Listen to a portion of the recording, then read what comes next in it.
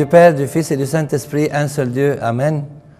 Chers frères et sœurs, aujourd'hui c'est le premier dimanche du mois copte Misra et j'aimerais aborder le thème suivant, la parabole des vignerons. En introduction, dans l'évangile de l'office de la Sainte Liturgie, le Christ se mit à dire au peuple la parabole suivante. Un homme planta une vigne, la ferma à des vignerons et quitta pour longtemps le pays. Au temps de la récolte, il envoya un serviteur vers les vignerons pour qu'il lui donne une part du produit de la vigne. Les vignerons le battirent et le renvoyèrent à vide. Il envoya encore un autre serviteur, ils le battirent, l'outragèrent et le renvoyèrent à vide. Il en envoya encore un troisième. Ils le blessèrent et le chassèrent. Le maître de la vigne dit, « Que ferai-je? J'enverrai mon fils bien-aimé. Peut-être auront-ils pour lui du respect. » Mais quand les vignerons le virent, ils raisonnèrent entre eux et dirent, « Voici l'héritier. Tuons-le, afin que l'héritage soit à nous. » Et ils jetèrent hors de la vigne et le tuèrent. Maintenant, que leur fera le maître de la vigne? Il viendra, fera périr ses vignerons et il donnera la vigne à d'autres. Les archiprêtres et les scribes cherchèrent à mettre la main sur lui à l'heure même, mais ils craignirent le peuple. Ils avaient compris que c'était pour eux que Jésus avait dit cette parabole. Entrons dans le vif du sujet. 1. Le Christ a raconté cette parabole durant sa dernière semaine sur terre, juste après son entrée à Jérusalem le dimanche des Rameaux. Cette parabole vise les mauvais chefs spirituels du peuple. 2. Que symbolisent les personnages et les éléments de cette parabole? L'homme, le propriétaire de la vigne, c'est Dieu le Père. La vigne représente le peuple de Dieu. Les vignerons sont les chefs religieux de l'Ancien Testament qui ne se sont pas occupés du peuple de Dieu et qui n'ont pas donné le bon exemple. Les 3 serviteurs que le propriétaire a envoyés, ils représentent les prophètes et les hommes que Dieu a envoyés et qui ont été rejetés par ses chefs religieux. Le fils bien-aimé du propriétaire symbolise le Christ que le Père a envoyé pour sauver son peuple. Le fait que le fils soit tué par les vignerons fait référence à la crucifixion du Christ par la volonté de ses chefs religieux malfaisants. Le fait que le propriétaire fait périr les vignerons représente leur châtiment. Quant au fait qu'il confie la vigne à d'autres, ceci représente le Christ qui a confié son peuple et sa future Église à ses saints apôtres à la place des chefs religieux malfaisants. 3. Dans les lectures d'aujourd'hui, la vigne représente l'Église. Citons le psaume de l'office de la Sainte Liturgie. Dieu des armées, reviens donc. Regarde du haut des cieux et vois. Considère cette vigne.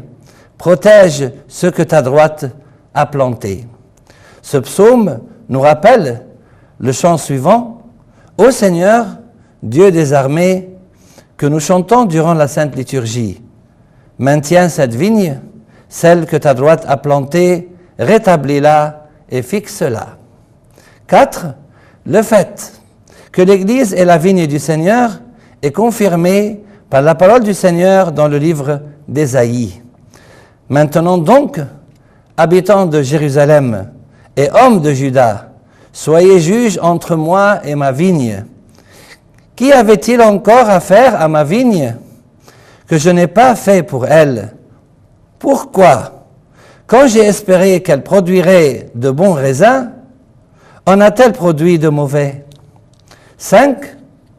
C'est Dieu qui a planté cette vigne qui est l'Église. par son propre sang, comme saint Paul l'a expliqué aux évêques de l'église d'Éphèse dans les Actes des Apôtres. Prenez donc garde à vous-même et à tout le troupeau sur lequel le Saint-Esprit vous a établi évêque pour paître l'église du Seigneur qu'il s'est acquise par son propre sang. 6. Le Christ aussi est la vigne et nous sommes les sarments. C'est lui-même qui nous a dit « Je suis la vraie vigne et mon Père est le vigneron. Tout sarment qui est en moi et qui ne porte pas de fruit, il le retranche. Et tout sarment qui porte du fruit, il l'émonde, afin qu'il porte encore plus de fruits. Déjà, vous êtes purs à cause de la parole que je vous ai annoncée. Demeurez en moi, et je demeurerai en vous.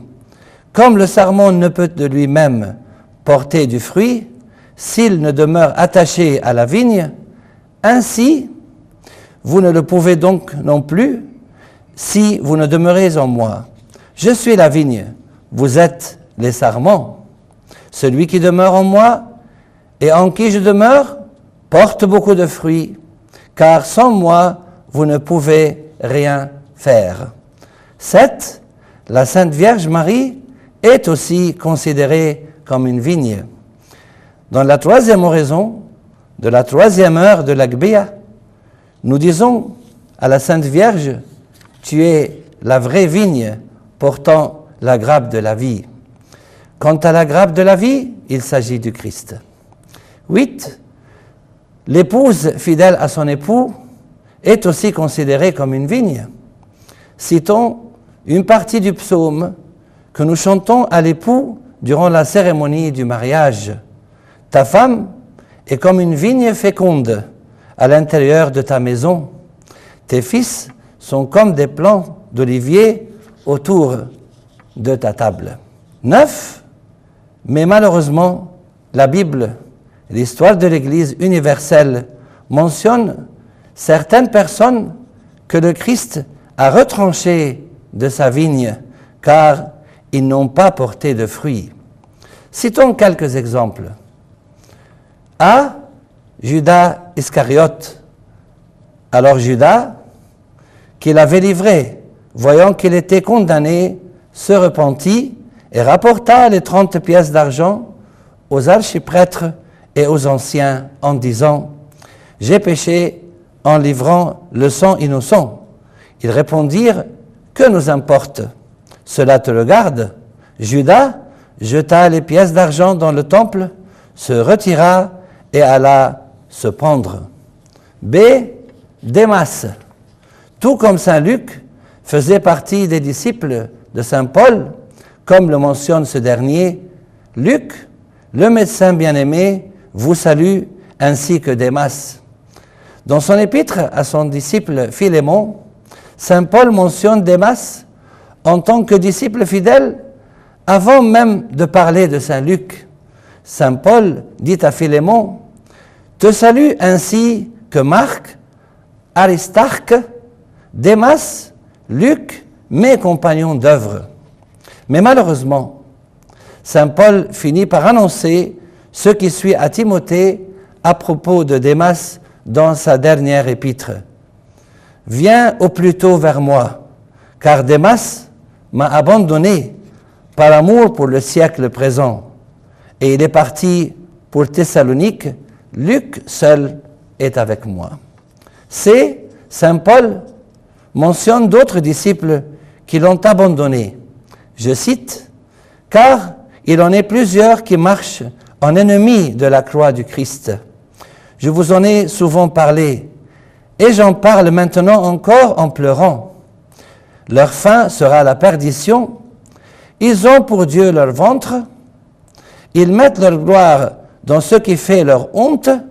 Ils ne pensent qu'aux choses terrestres. » D. L'Église universelle a également excommunié des hérétiques à travers les siècles.